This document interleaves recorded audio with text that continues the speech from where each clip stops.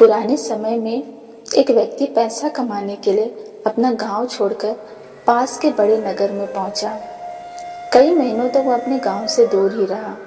गांव में उसका बड़ा और सुंदर घर था। जब उसने बहुत पैसा कमा लिया तो अपने गांव लौट आया।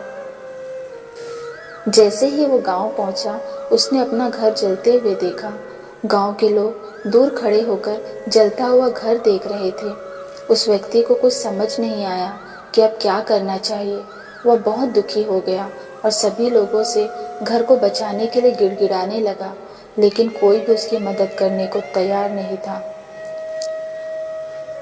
तभी उस व्यक्ति का बड़ा बेटा वहां पहुंचा और उसने कहा कि पिताजी, आप इतना दुखी क्यों हो रहे हो? पिता बोले कि हमारा घर जल रहा है और तुम पूछ रहे हो कि दुखी क्यों हो रहे हो। बेटे ने कहा कि पिताजी, हमने ये घर कुछ दिन पहले बेच दिया है।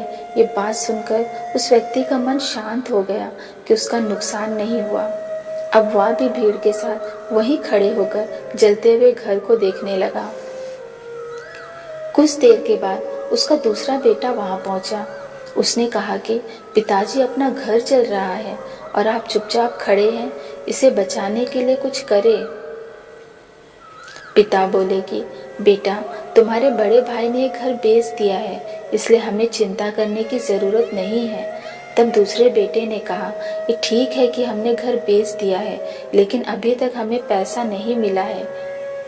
अगर खरीदार ने पैसे देने से मना कर दिया तो क्या होगा?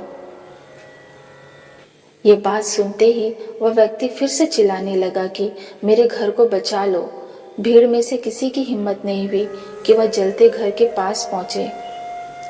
तभी उस व्यक्ति का तीसरा बेटा वहां पहुंच गया।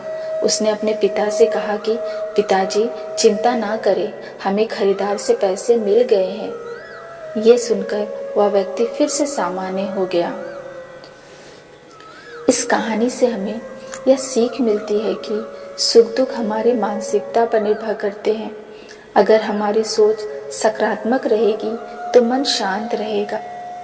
इस कहानी में जब तक व्यक्ति जलते हुए घर से जुड़ा हुआ था, तब तक वह दुखी था, लेकिन जैसे ही उसने अपने आप को घर से अलग किया, वह शांत हो गया।